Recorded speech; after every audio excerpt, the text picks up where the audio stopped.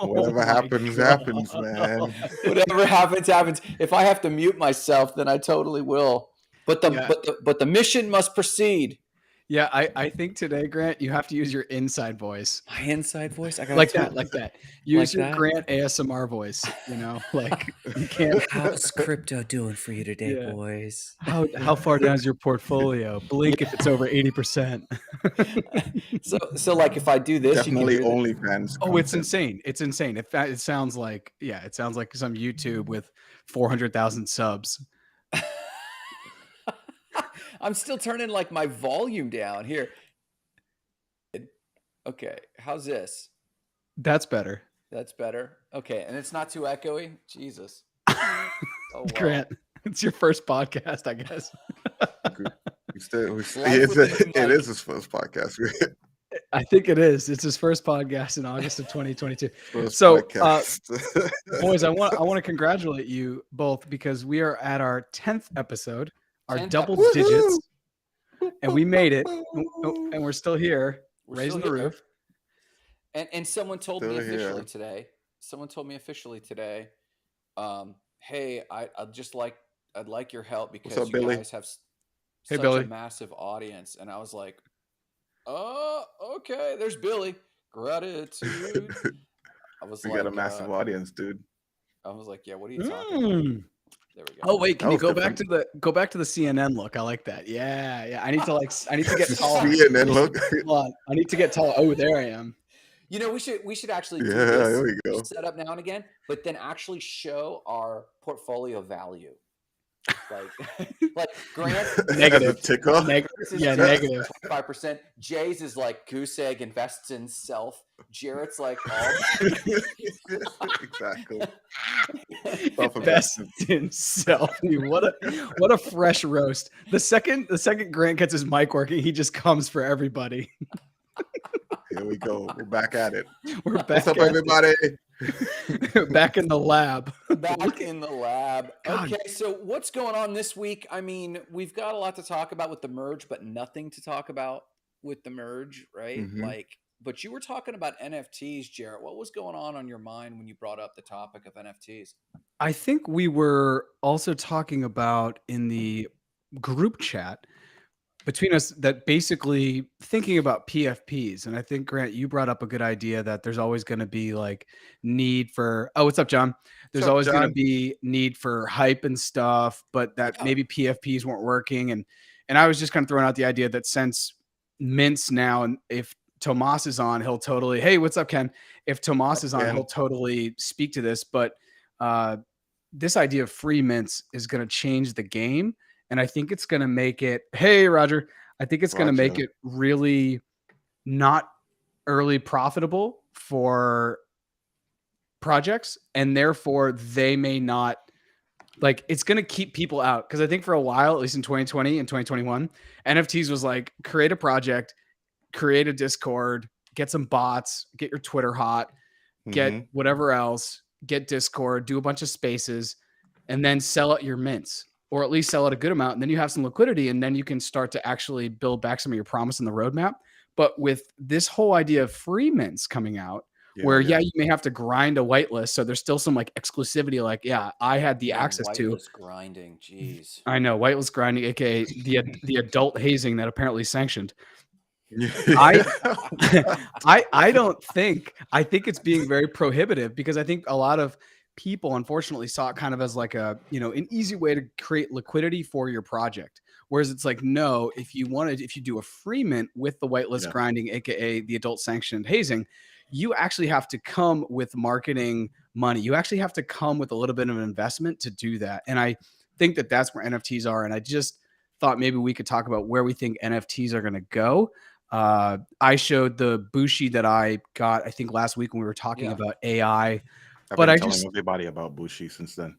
Good. Please talk about Bushi as much as possible. So anyways, I just want to throw that out there, see what you guys are thinking about NFTs. Because I bought my Bushi less than 10 days ago, almost right before last week's episode. But I want to show you a cool project. Yeah, Jay, if you could share anything, that'd be great. And then also, we can talk about other people leveraging NFTs like Melania Trump. So there's that. But Grant, when I talk about it, you have to keep a straight face the entire time. Oh, really? Yeah, Do we have the January 6th commemorative stone of the? It's actually it's actually phygital. You actually get a piece of the Capitol. You get a free pass to FBI prison. My God. Well, it's actually tokenized. So it's tokenized. I feel like Jay's he's in the depths of his saved things on LinkedIn or Twitter right now. But here it comes. Yeah, here comes the fire. Here we go. So check it out. And this is coming from my BlackBerry. So no one laugh at my BlackBerry. Okay, first of all. What is that, Jay?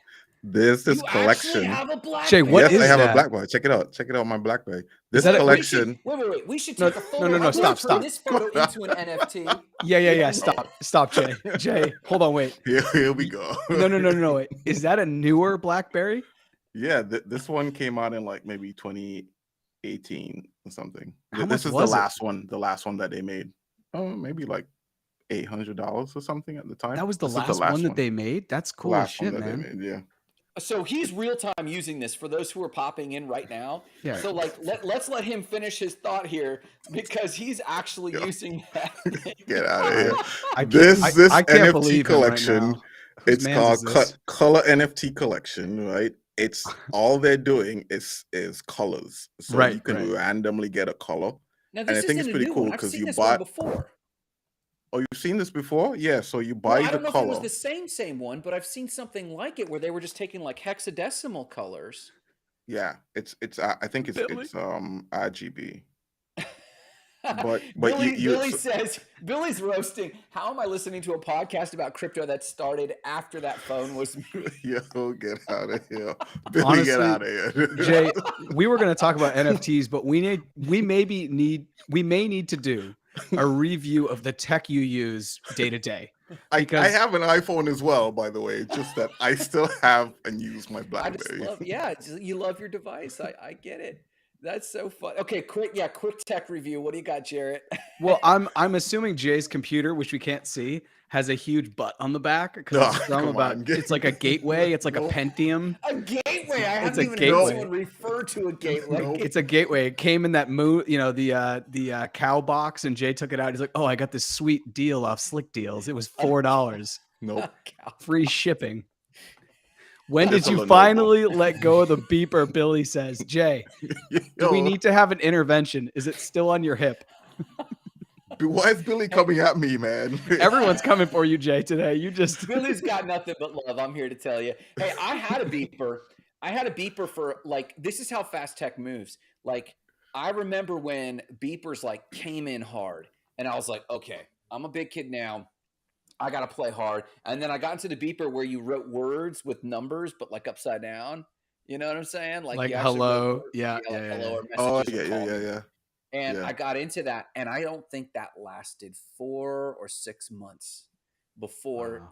I mean, we came out with show them the Razor flip phone 90s. That was 2000s. Razor flip phone was 2000. I was in college. That was a hot commodity. I could not afford that.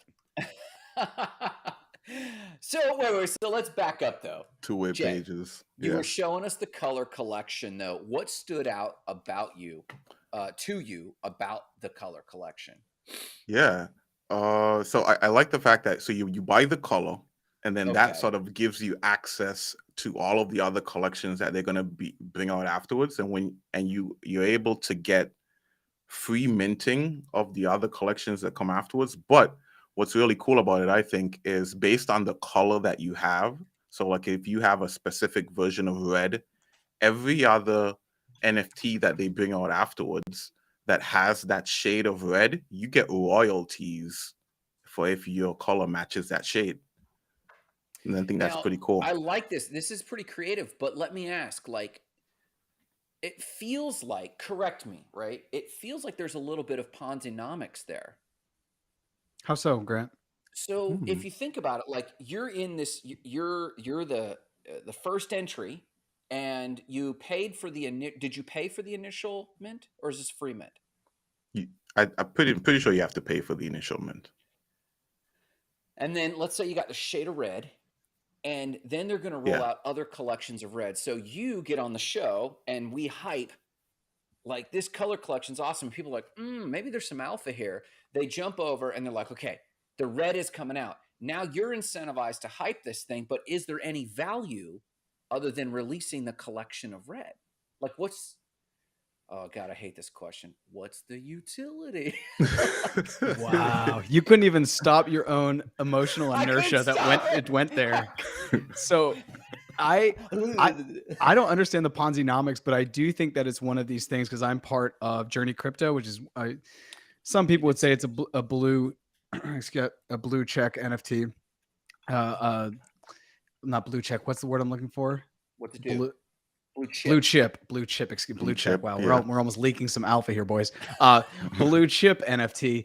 But the thing with his is, so I got it, and then I've gotten 3 other free mints of other things, or airdrops, which is cool because when you add up the price of those, Journey. If I wanted to sell them from an airdrop, but I do think it's problematic long term if it's like buy NFT A to then get stuff from NFT B, which then you get stuff from NFT C, because it's creating this value ladder and value chain that's tied together where when one falls out, being the base layer, I think this is maybe where the Ponzi-nomics, everything kind of just crumbles. And so you're building on top of future promise. And I think that over a long enough period of time won't work. And there's a really good example of this, which is Psychedelics Anonymous. Brendan Gillen, who came on More Than Blockchain, he, for me, is a guru. When one day when we're back doing more guest stuff, he should come on. But whatever he says about NFTs, I always listen. He's literally like, oh, you want to get in on Mutant Apes? When it was at 5, it went to like 42 ETH. He told me to get in on Psychedelics Anonymous when it minted. I didn't. He's made probably 6 figures on that. I don't even know. Yeah. And he just has his ear to the grindstone and knows about all this stuff. But he's actually backing now. He's starting to sell a lot of his PA sets, his Psychedelics Anonymous sets. Psychedelics Anonymous is a very interesting NFT collection because you have to have 4 different NFTs to have a set. So there's about 38 or 39,000 total NFTs that are part of Psychedelics Anonymous. So they basically took 4 different 10,000 sets, put them together, and then you had to have this to do this and this to do that. But it was kind of like a Lego. But once you have all of them and the price goes up, and then they're just promising stuff on the roadmap, and stuff is going to be like other NFTs. At some point, you're just like, I'm just having all these NFTs, but what's the utility? As you said, like seriously, like, what is this actually going to bring to me other than maybe I'm riding the wave of the bull and it's going up? Then what? Yeah. And I think that a lot of NFTs are running into that. And I think this winter is going to be brutal for projects. And, I talked to MetaMoms the other day because they were going to drop, I think, in June, and they decided not to. And they're kind of holding back, and they're making sure that when they do come, they're coming correct. Because I think with NFTs, you have one chance. You're up at bat, and you get one strike. There's not even a ball. The pitch is coming down, like it's coming down the lane. You're going to swing and you're going to hit or you're not. And, if you want to continue with that baseball analogy, like you can, but there's no second chance. And so that's Grant, is that why you, going back to Jay's color, is that the color thing? Is that why you thought it was maybe Ponzi-nomics due to the fact that things are just tied to one another? Well, no. So let's talk about what is the difference between an MLM and a Ponzi. An MLM, they're structured exactly the same. Like you said, the ladder, right? The value chain or the ladder chain, they're actually structured that way. And I believe in like affiliate programs, multi-payouts. I believe in that. And MLM is structured that way where the person has the opportunity to buy the product itself or to become a salesperson of that product, and then they have an upline and a downline. I actually think MLM is quite valid. In my 20s, I did over 30 different MLMs. We'll profile that in another, and I could tell you stories, son, of selling mushroom coffee, which was actually my favorite product, to selling Keegan water filters. Like I've done. Grant, what? I don't know you guys, but I'm getting a lot of red flags. Jay's still using a beeper. Grant is going to try to get me to buy Herbalife. No, I'm not going to. Sorry, Grant, continue. I learned a lot. I learned about sales, but I got out because I burned the relationships because too many of them, I found out, were actual Ponzi's. And a Ponzi is this: when there is actually no or little incentive to sell the actual underlying product, and you're just selling to sell more downline. And that's what makes a Ponzi. Everybody's picking up on it. Like, yeah. She's like, wait, the what? Like, this guy was high value until, right? Like, this was a high value person until. Hey, listen, now I'm we know. 32. That now was we 20 know the years truth. ago. You could still DM. Like, we're okay. I'm a changed person now. It's not the same. I'm a changed person. Yeah, exactly. Do you see what Billy says? He's like, I'm seriously, I'm looking at exits right now. The new Grant coin, MLM at its finest. Listen, we could hold an entire course on how to get MLM wrong and right. But that aside, what makes a Ponzi is when there's no true value in the underlying perceived product. There's only value in reselling more resellers. And when you mentioned the color thing, so let's back up and not pick at Jay's thought here. Jay, when they talk about the roadmap of the color schemes and stuff, is there a use for it? Maybe for designers, or is there other value, or is it just collectibles? Yeah, it's just the only value is in if you have the color and they bring out another collection and your color matches, like, and you can have a collection with multiple colors, so everyone whose color matches, they get some of the royalties. That's the only utility. Well, I mean, like Jarrett's talking, if there ends up being these community things where you have a collection of reds, we'll say, and the reds turn into like a guild or a faction or a group or some thing that actually has functionality. I'm with NFTs. Oh my gosh. Here we go. Don't give them any ideas, man. I think this is, I'm not sure, but I think this is the ace I was hanging out with Roger earlier. I just want to give a shout to Roger. I was able to meet with Roger Jay on your recommendation. Oh yeah, what's up, Roger?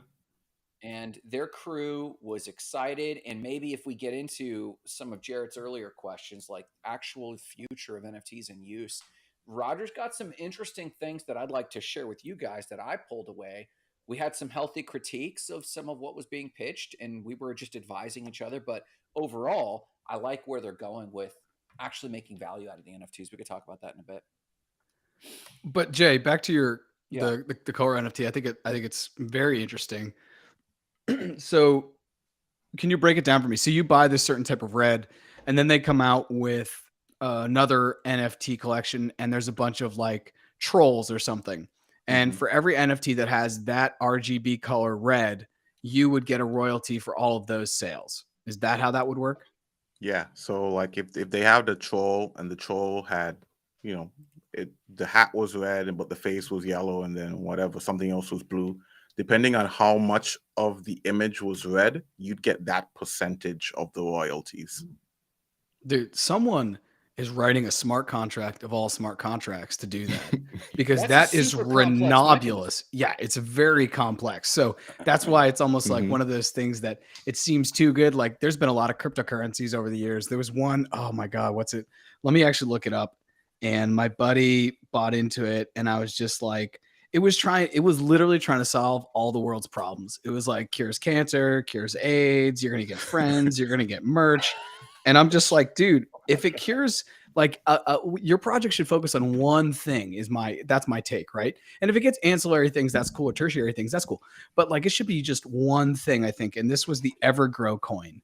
It was like DeFi, like you keep it staked. It's going to do all this stuff. They were going to have an NFT platform.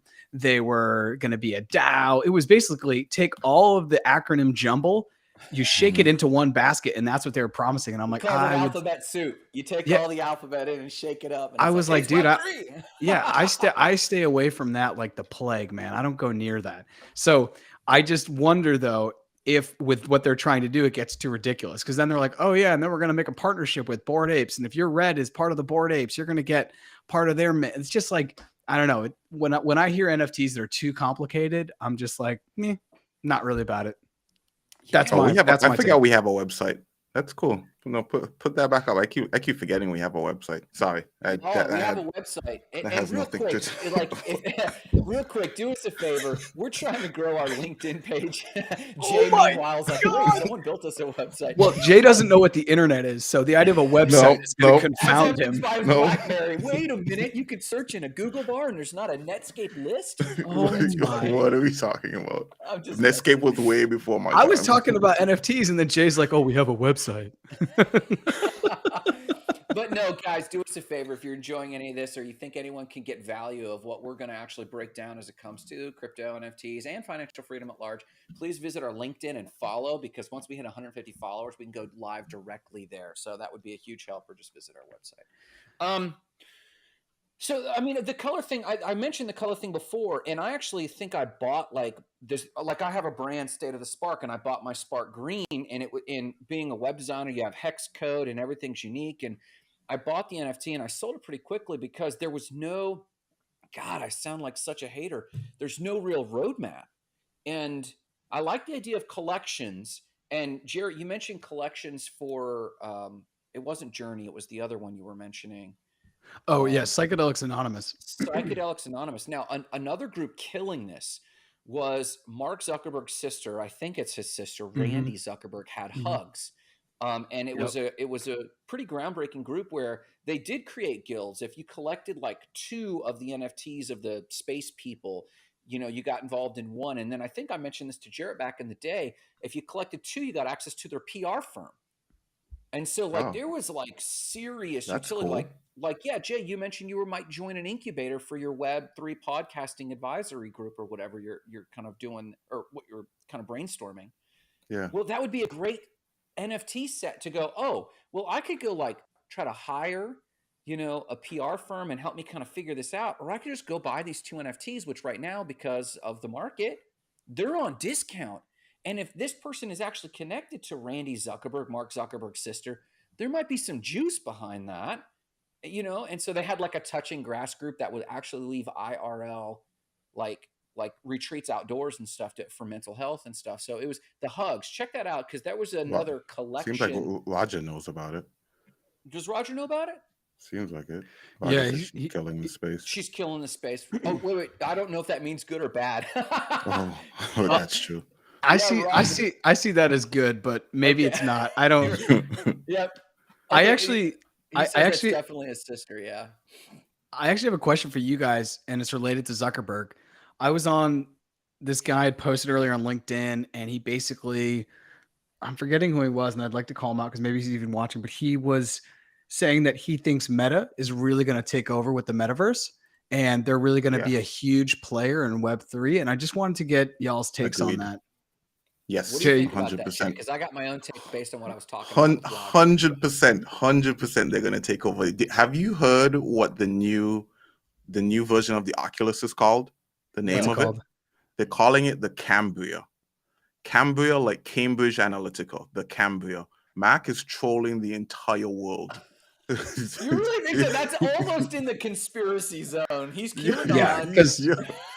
Because Cambria also comes from, isn't it like the Cambria explosion? That's like how the Cambria explosion, maybe. Yeah, that's how the universe was formed. So I like Jay's take though, because I'm prone to. It's way too close to Cambridge Analytica. Like, obviously, that's what we're all going to think of. That's what you think. You're just trolling us.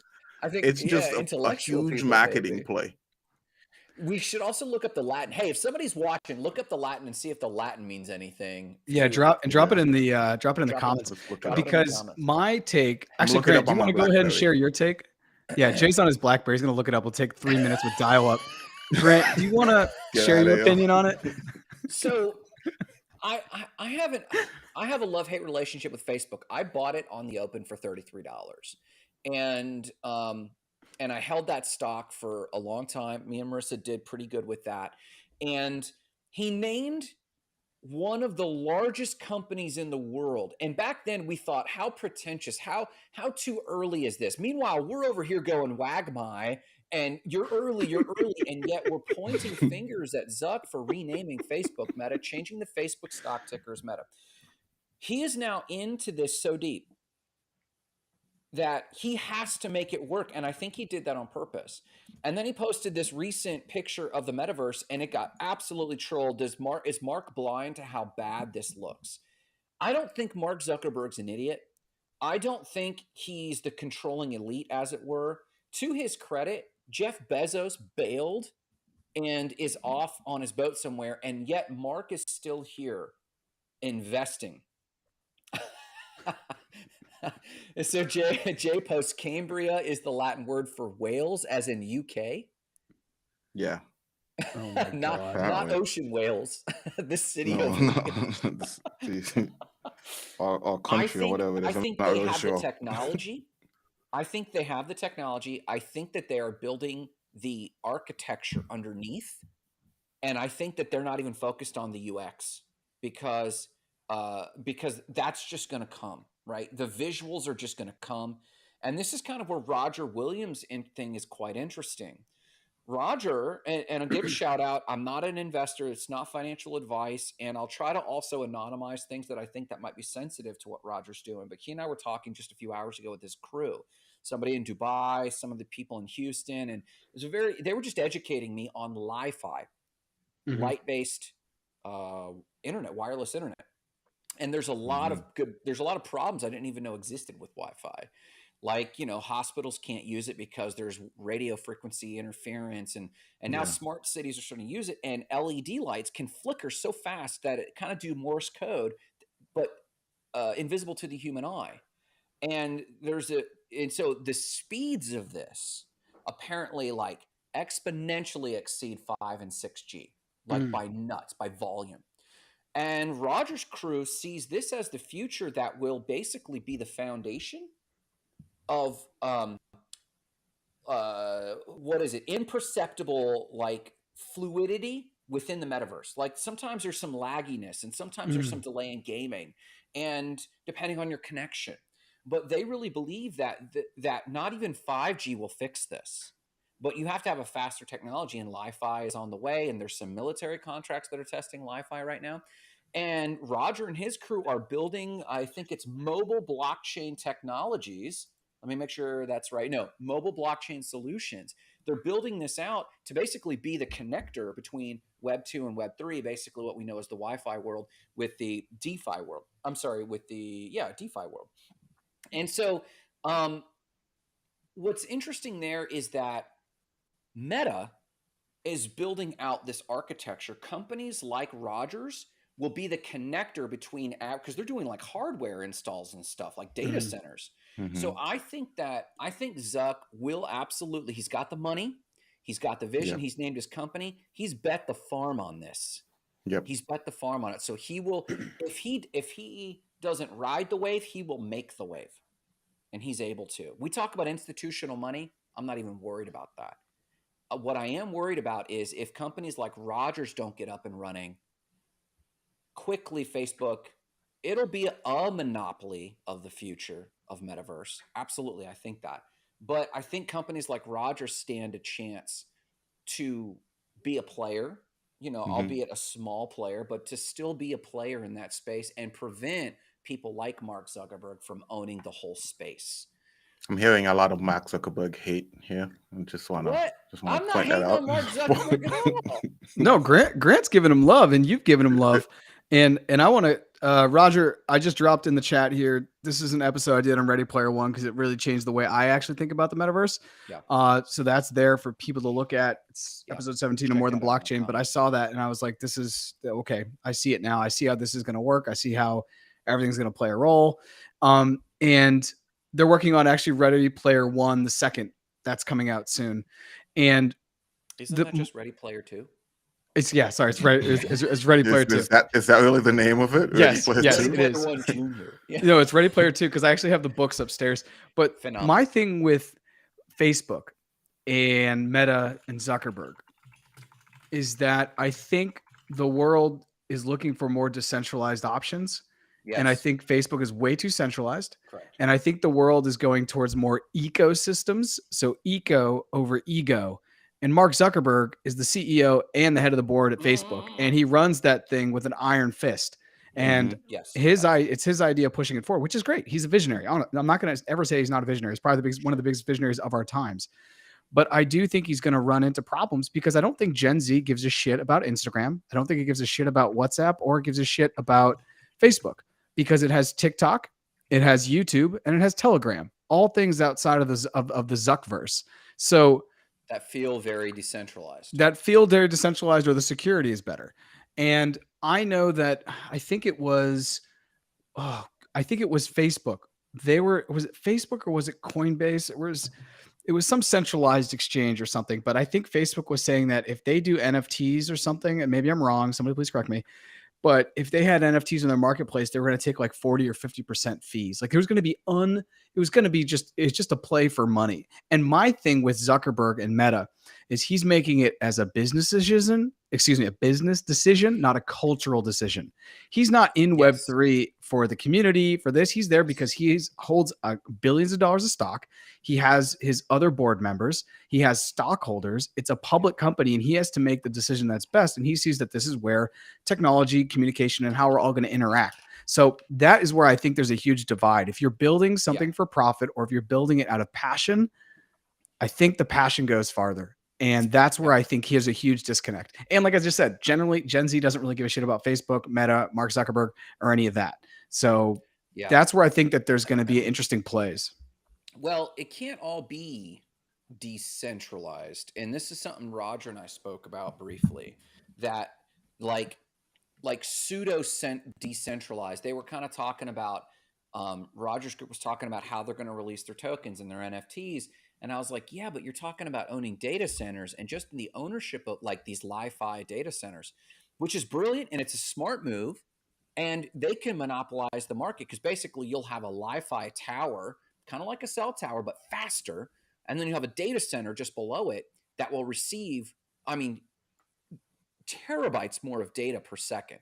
And it has to process that and distribute that. I'm like, that's a great hardware possibility. And yeah, there's tokens, but I was like, you got to have someone managing that. You can't like leave that up to a DAO to make a good decision there.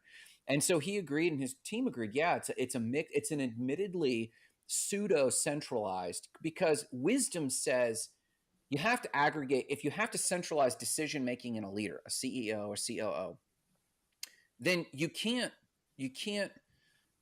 decentralize the idea. So maybe let me float that question to you guys.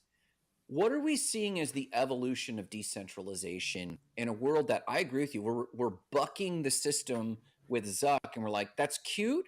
It'll never be entirely there because it's not I love this call. It's not a cultural decision. But question to you guys, what will it look like to have a healthy, sustainable Web3 company? Will decentralization actually play a role? Or were the perception of decentralization? I want to take this, Jay, and then I'm going to pass you the mic here. My bigger question is, how does this play into our current financial system?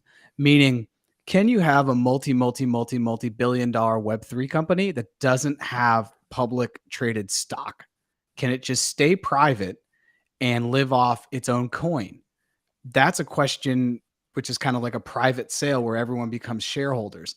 That is something I really can't wrap my head around, because we've never really seen that, right? Like, if you own, are you guys picking up what I'm putting down? Like, the way we kind of have the world is you get a company, it's going to get big enough, and then you IPO it, and then you're going to get all of this investment because the public is like, that's a good idea.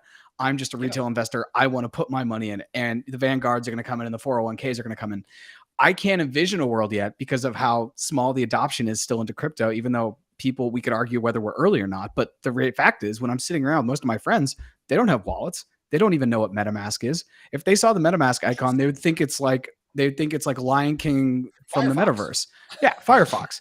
So I can't really picture what that would look like. But as far as the decentralization goes, I think that what may become more decentralized is the decision making. What I mean is, I think in the future there could be leaders like Mark Zuckerberg or anybody, or Jay when he has his huge Web3 podcast network.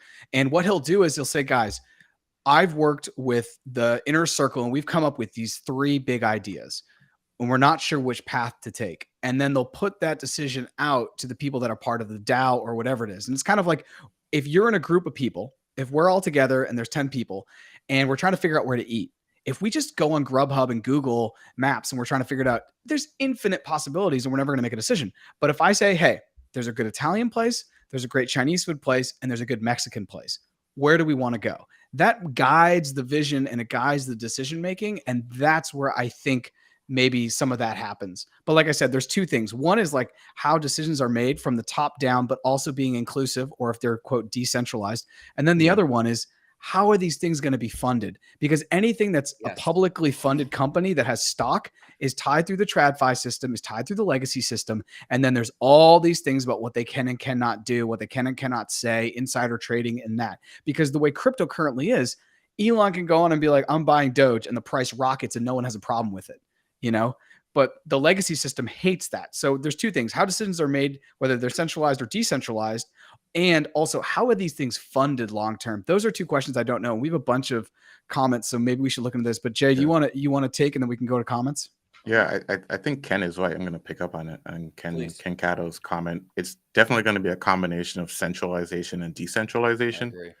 I agree. Jay, if I can pick up on what you're saying, I think like a utility token will, from my point of view, will never take you to the point of what an IPO can do for you, because your utility token is literally just based on what is the actual utility, and not necessarily perceived utility, but the actual utility that you're getting from holding this token and being able to use it. Whereas your stock price is just absolutely speculation.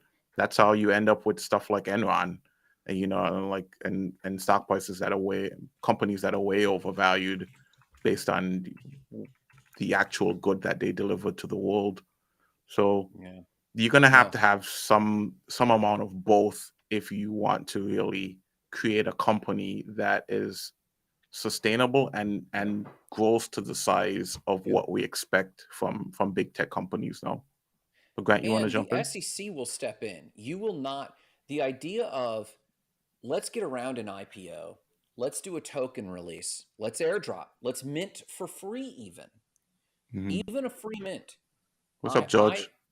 What's up, George? Gangstas. I still believe, even with free mints, I still believe that the SEC will attempt to regulate even free mints if it's attached to ownership and decision making of a for-profit entity. So even though we're calling it DeFi and TradFi, when the dust settles on some of these lawsuits, the XRP Ripple lawsuit, and then some of the Coinbase lawsuits that they had about some of the listings, I absolutely think that when the case law will then come of, I don't care if it's a free mint, if you are a part owner of a for-profit institution, if I walk up and gave you a stock certificate of the Spark company, whether I IP'd it or not, I would still be under SEC law. And so if the tokenomics or the NFTs get dragged into ownership, which is why I think Ken's comment here is spot on, there will be a DAO, and we will parse out parts of this company, like a lot of the HR components. What are we going to do for the employee vacation? What sort of benefits should we look at next? Or like community things that we're seeing. I believe that the DAOs will lead that, or the nonprofit arm. Go ahead, Jarrett. What's your thought? No, finish that nonprofit, because that's or the nonprofit arm. The DAO will be involved in some of those, but you have to have a centralization of some part to play in a bigger pool, and that's the impetus of any company. If you look at the life cycle, even small business clients of mine, I've had clients now for 7 years, and they hit a growth curve, and then they have to make a decision. Do I have it in the tank to continue to grow, or am I closing? There is no stagnation. I built a company and it's set. The state of a company is never set. It's either improving or degrading. And so like it's just on the upswing or on the downswing. And even multi-billionaires like Mark Zuck, he has got to keep that dream alive and keep innovating, because if he stopped at when Jarrett was member number 12 on Facebook back in college. It was 14, Grant. It was 14. 14. If he stayed there, it would already be closed. It has to grow. He didn't have to grow because he IPO'd. He IPO'd because he has to grow. I think. I agree. It's the natural evolution of where the company was going. One of the things that I've been thinking about when I think about if we believe right now, let's say that we live in a centralized world, right? And then we're going to go to we're transforming currently into a decentralized world. Like we'll try to make it, black and white and binary. I see a lot of parallels to the current energy consumption and the world we live of energy. Because right now we're on fossil fuels, and we know for humanity that we need to decarbonize, right? But I was listening to, oh God, I forget who it was last night. And they were like, well, there's a wrong way to do this and there's a right way to do this. I think it was Coin Bureau.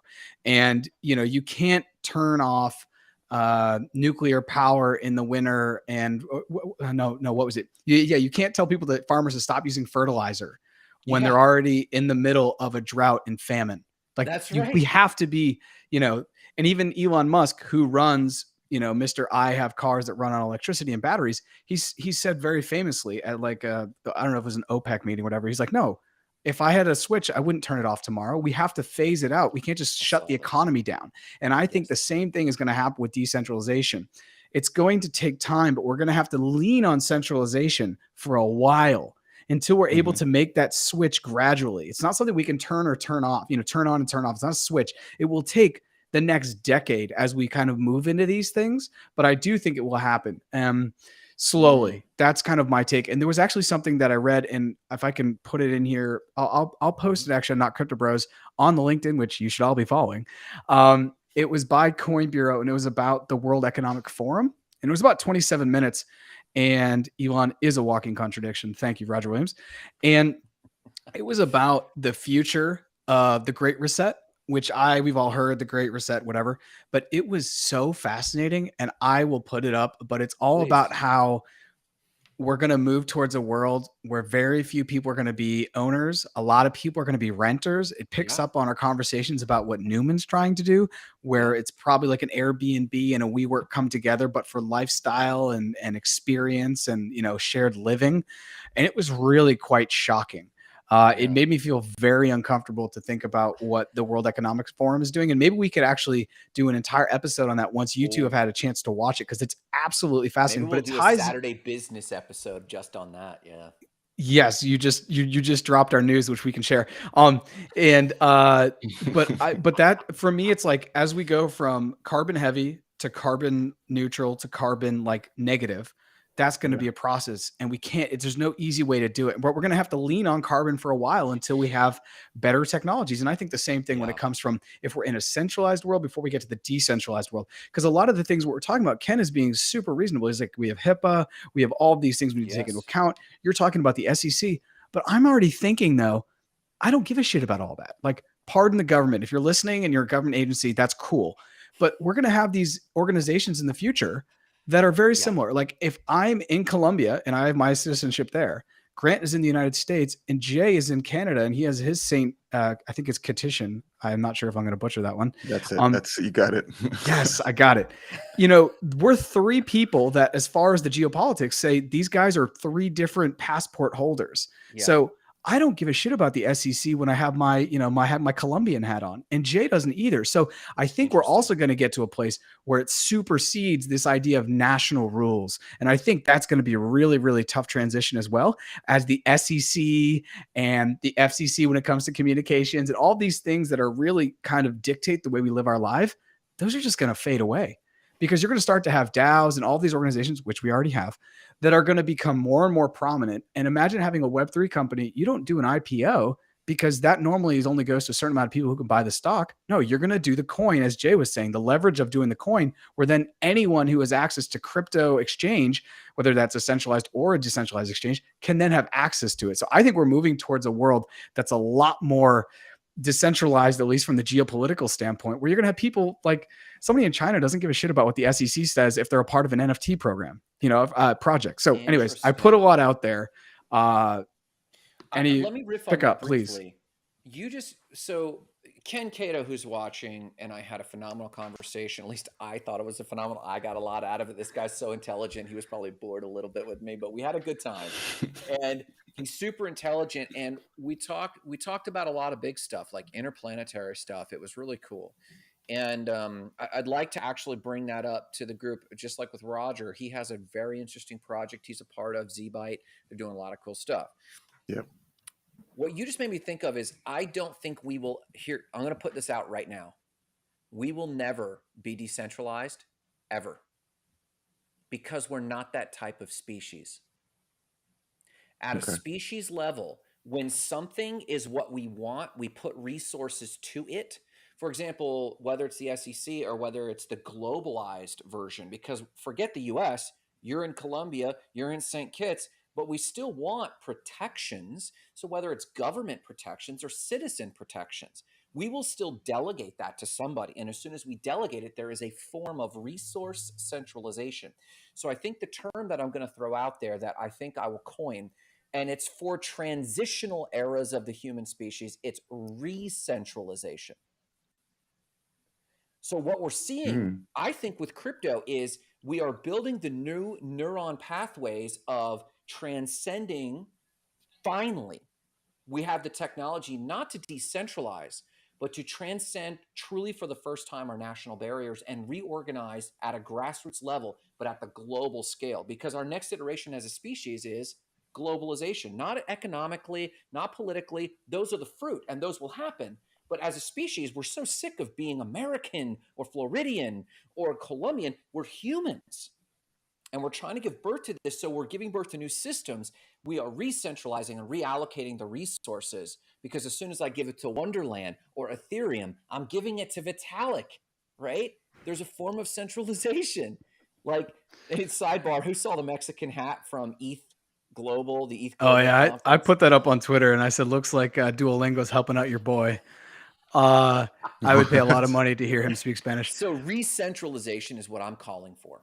So what you're talking about, Grant, I love it. The idea of the re-centralizing, the coming back together, the analyzing of the situation, and a reallocation of economic energy or just overall attention and what we want to do with our lives.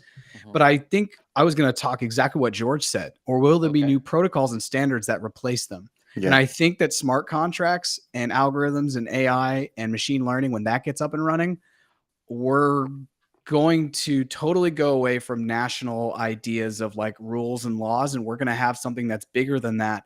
And it's going to kind of play out as to how we do stuff. And I do think it's going to be tied more to technology than it is to human discernment, which is going to be for good or worse, right? That could go really, really poorly, right? Cue all the movies where aliens. I think your Trump NFTs are an extremist version of trying to transcend national limitations. Trump this NFTs? Person's trying to act yeah. He's trying to act like the president superior to the current existing system. And so at every corner, I think you're absolutely right. I think you're starting to see this human reaction to these past limitations, and people are trying to centralize power. But I think good will have its day in some of this, and I think moderation will have its day more than extremism. But I think we're seeing it even in people that we would say are antagonists to freedom. And they don't even know it. I don't think they're being intelligent about it. Like Melania's got her NFT. For those watching. Yeah, for those watching, I shared a link with Jay and Grant before on our group chat. And in the future, we'll have a Discord, or maybe we'll use Geneva, which is a new Discord that's kind of more decentralized, if you want. And we'll invite people to see the wacky things we say behind the scenes. That is coming. Grant just dropped it, but I found this because my dad was telling me about it earlier. He's like, because right now, Donald Trump, if you don't know, he's being raided by the FBI for documents. And apparently they were like, Melania, like, does this bother you? And she was like, the only reason why I'm pissed is because it's throwing off my NFT mints. So if you want to go look at those, they're absolutely incredible. And oh my God, not financial advice. that is 100% not financial advice, because if you buy a Trump NFT, I mean, it could hit or it could not financially. That's all I'm going to say on that. It's actually the weirdest project I've ever spoken about on mic ever. Yeah. And let it not go down and let you not be taken out of context for that. I remember when Jarrett was backing Melania Trump. Exactly. Yeah, I'm super behind that. I'm actually an ambassador. I have an affiliate link if you want to. I'm definitely actually shilling for. Yeah, I'm in the smart contract. I'm in the affiliate smart contract for Melania. But anyways, I do believe that we're moving towards, and like I said, this World Economic Forum, and I will drop that. I will share that from the Not Crypto Bros on LinkedIn and on Twitter as soon as we're done here. But I do believe we're moving towards a world that is a lot more globalized. Yet at the same time, I feel like in the world, we're pushing towards a world of nationalism and big borders, and you stay out of here. And we're going to, the US government is currently building, there's the new thing called the CHIPS Act, which totally ties into everything that we want to talk about when it comes to tech. Because if you don't have the chips, it's like not having the wood to build the homes, right? So it will throw things out of whack. So the US is like, well, if China's going to go into Taiwan, Taiwan makes up like 65% of the chip production. We need to bring that home. We need to bring that in-house. So at a time where maybe citizens are looking to be more globalized and connect with people from around the world and really leverage the internet, the governments are shrinking and thinking about their own GDP and trying to say, oh, how do we protect? And it's it's like fear-based at the government level. But then in the individual level, here we are. We have people from around the world who are chiming in the comments. And so these two things, I'm interested to see, going back, if we want, to Zuckerberg, I'm interested to see how Meta deals with these two things, because it is a publicly traded company within the United States, yet its product goes around the world. So this comes back to the business versus the cultural decision-making. I'm with you. Shout out to Tristan. I think maybe that's I love new that. viewer. I love that. Yeah. I haven't seen their name before. What do you think about, so we talk a lot about how cryptocurrencies might eventually replace fiat. Will the blockchain eventually replace governments? No. You think? No? Is that not a thing to be worried about? If you were like a government department. I think it's like asking, will the internet replace governments? And there was a moment in the cyberpunk world between the 80s and 90s where we really thought, look at this technology. It allows me to directly connect with other people and wage revolution, from the Arab Spring to Occupy Wall Street to whatever. That was facilitated on what we know as the internet. But I truly believe it's in human nature to organize. And by organize, we delegate. And that's why I'm more convinced from this conversation, I'm more convinced than ever before that for those who have an eye on the next evolution of humankind, you have to get on the wave of technology and ride it. And there will be this transition period to what Jarrett's talking about, where governments, they'll only do what they know to do. And what any political government or national government, the US, they will like entrench, because that's the prerogative we've delegated them to be. And that's how they selfishly, individually selfishly, but like we have used selfishness of politicians to create national boundaries. They've fought and they get little perks, and Pelosi can trade, and all these people can benefit so long as they keep the boundaries of the United States what it is. And so we've used selfishness at the individual level to enact protections at a national level. And I know that sounds really weird. We could unpack that another day on kind of anthropologically. But now the individuals are saying that's bullshit. We don't want that anymore. We want the next thing.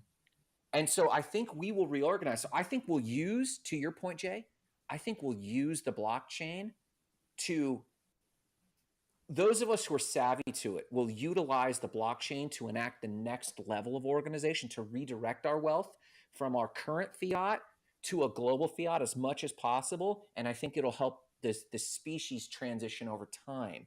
You and I will feel like it's not happening fast enough. They'll feel like it's happening way too fast, but the species will get pulled forward, I think.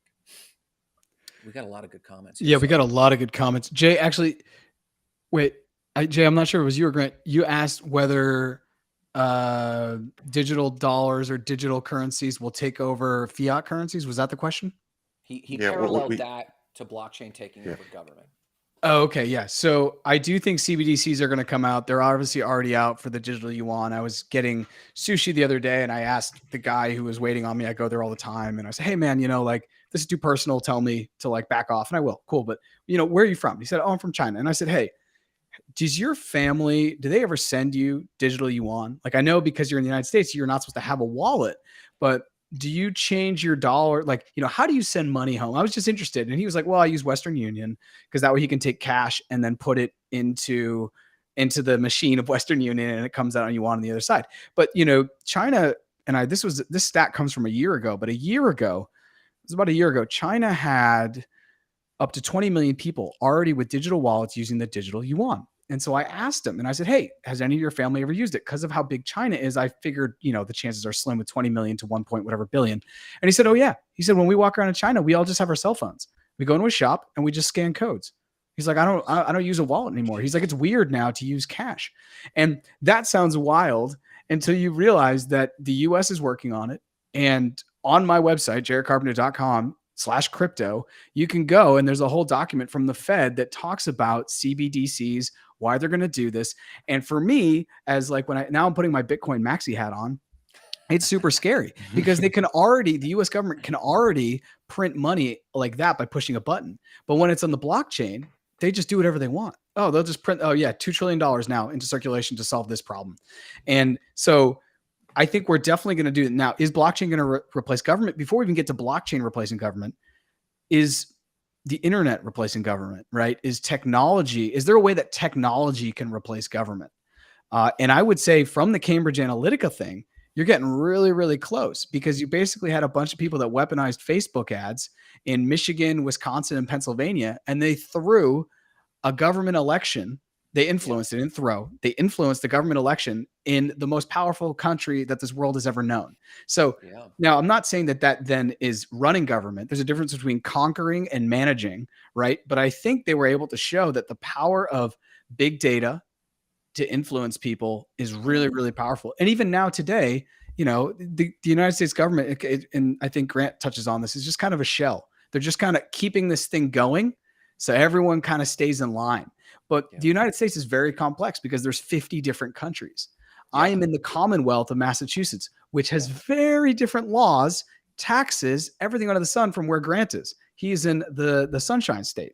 So we're in two completely different worlds. And so as we move forward, I don't know if it will replace government, but I do think it will start to enhance government's ability to exert its control, and how they do that, or, its influence, and how they do that is really where I think, darker parts of the internet are really pushing back and being like, this could get crazy, especially if they have control of the CBDC. Then they can just print trillions of dollars literally with a keystroke, which they're already doing, but they actually have to, it's a little bit more convoluted now. But we have some really good comments. I love what Tristan has said. He said, similar to the idea of how people love to be alone in public at coffee shops or community workspaces, but in a digital sense. He says, post-COVID, we are all physically isolated while digitally connected, empowering everyone to have the same influence as the, quote, alpha of the world had in a physical pretense, pushing toward the ecocentric rather than egocentric. And that is just, I just absolutely love that. Yeah, no, that's huge. And then Techi, and Techi, please forgive me if I'm saying your name wrong. Techi jumps in and says China does that in exchange of data, which is scary. They all knew what the people would do. And so that's interesting that once you go to the digital currency, Jarrett. Yeah. Now the CBDC, the CBDC. Now you can incentivize. Hey, we'll give you a 10% deduction in taxes or a 10% increase on your next any exchange. You're going to go to the gas station. We'll just dial up 10%, drop it in if you let us use your data. Yeah. And the government becomes the largest data holder. Go ahead. Yeah, because the government now knows where you're spending your money. That to me is really, really strange. And then they can do it in real time. Yes. If Grant, and especially with China, the situation with China, and I'm going to speak about China as kind of ignorantly as I can because I've never been there. And I think it's really important to go to a place before you start judging it on what you're reading through any news media. But, it is a country that has pretty good control of their citizens. And so if all of a sudden we're in China and Beijing decides that they don't like not crypto bros, they can all of a sudden freeze our wallets and we're kind of out of the game. Yeah. The control to stop people from doing what they want to do is crazy. And also I think Bitcoin is still banned in China. So is it? Yeah, the CBDC that fell off my radar. Yeah, I'm pretty sure it's banned because it's for this exact reason. They don't want sovereign citizens to have their own ability to carry economic energy. They want to control it. And so anyway, we're kind of gone off the rail. We're coming to the end of the hour. Oh, we are. Yeah. Yeah. But I want to read what George says here. Transparency is what blockchain is about between people and government. But I like how y'all speak about how they can control the market. It's a very interesting. And as far as the controlling of the market, we eventually, maybe next week or the week after, we're going to talk about the merge, because that is going to dictate what's going to happen with the market, the NFT world, DAOs, just everything under the sun. And globally, we're probably going to see probably more basis points raised from the Fed with Jerome Powell, which I think is also going to affect crypto, global markets, real estate, bonds, real estate, any type of asset. So, so it's coming to the end of the hour, and we're going to do shout outs like we normally do, but don't bail just yet, because a little bit of alpha that was sneak peeked before, but I think we're at the point, and guys, just stop me or correct me if I'm off here. We're talking about opening up another window because there's so much for us to talk about. Your comments are huge, and we want to address those and answer those. Some of this stuff is about small business, financial freedom, and other things that we know, the viewers and us know. Crypto and Web3 are touching everything. AI is touching everything. And we all, you and us, need to be equipped. Some of you might know I have small businesses in real estate. Jay and Jarrett have been in small businesses or starting their own projects or moving into Web3 themselves in their own ways. So we want feedback from y'all. Would you guys be interested in another window to maybe get topic specific on small business? Topic specific, like we had today slated to talk about NFTs. and I think we should still unpack that, because NFTs are critical, I think, for what's coming next. And I think we could devote whole hours to this. So give us your feedback either in the comments later or DM us and let us know what you want to hear about, because we're talking about opening up another window. We're thinking about maybe Saturday morning. George just says, yes, boys, do this. Pretty much. But shout outs real quick. Jay, are you ready to shout it out? Yeah, no, I've got some cool shout outs. Shout out to everybody who was sharing the live. So we got a few people who shared the live. So Samuel Gonzalez, Victor shared the live. We didn't see Victor in the comments today, but Victor is supporting us the whole way. Yeah. Jarrett and Roger Williams, they all shared the live. So thank you. Shout out to them, helping us to expand the community. Yeah. This week, I'm gonna shout out Vitalik. I'm sorry, were you done, Jay? No, yeah, I'm good. Go for it. Okay, sorry, I apologize. I'm going to shout out Vitalik this week myself, and then I'll hand the mic to Jarrett here. I'm shouting out Vitalik for one specific reason, and I meant to share this, especially if we were going to talk about NFTs today. I think I have the link, and I'm going to drop it in the comments here in just a quick second when Jarrett goes, and it's this. Vitalik spoke at ETH Global, which was in Mexico, ETH Mexico, and I alluded to it with the Mexican hat. Some of you saw the meme. Jarrett shared the post. But if you actually saw the talk was building projects worth building. What's worth building? And Vitalik spoke directly to it, because everyone's like, build in secret, build in the bear market. And he took 30 minutes of his talk at ETH Global. He could have talked about anything. He could have talked about the merge. And he said, no, I'm not going to talk about it. I want to talk about projects worth building. And I like that message from a person who we know seems a little weird and a little flaky, but he still continues to prove himself that he's trying to focus on, at least in his world, what matters. So my shout out today is to Vitalik saying something reasonable at ETH Global. Jarrett, I'll hand the mic to you. Yeah, my shout out is for two entities. One is everyone who's been in the comments. Your comments really drive the podcast forward. We all have our own podcasts, and they're a lot more kind of studio or scripted or interviewee, and we just totally feed off your energy, and all the comments today were absolutely amazing. That's one. Go ahead and make sure that you're following us on LinkedIn. Like Grant said earlier, we are trying to crack 150. Follow us on Twitter and follow us on YouTube at Not Crypto Bros. We also have a website for those of you that use the internet at notcryptobros.xyz. And my last shout out is to Jay and Grant, because what a great day. We've done double digits. Our next addition of a digit will be episode 100, which will be incredible. But we made it all the way to episode 10. So good job, boys. Thank you. Thank you. So thank you, everyone. Have a killer day as always. Share the love, share the video. Come and join us and give us feedback on what you need to be hearing from next. We'll see you next time.